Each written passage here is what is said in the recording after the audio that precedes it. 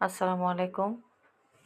আজকে সকালবেলা মনে করলাম নতুন পটল নেমেছে, তাই পটল চিড়ে ভাজি করছি। এখানে ফ্রাই প্যানে সাদা তেল দিয়ে দিলাম, গোটা কিছু জিরে এখানে দিয়ে দিলাম। দেওয়ার পরে এখন আমি পটলগুলো দিয়ে দেব। ফ্রাইতে দিয়ে দিয়েছি এবং সুন্দরভাবে এগুলো ফ্রাই করে নেব। তার জন্য লবণ, গুঁড়ো মরিচ, হলুদ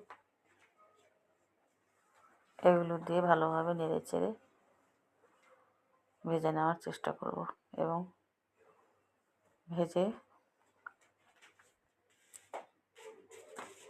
ভালোভাবে ভাতের সঙ্গে খেতে অনেক মজা লাগে।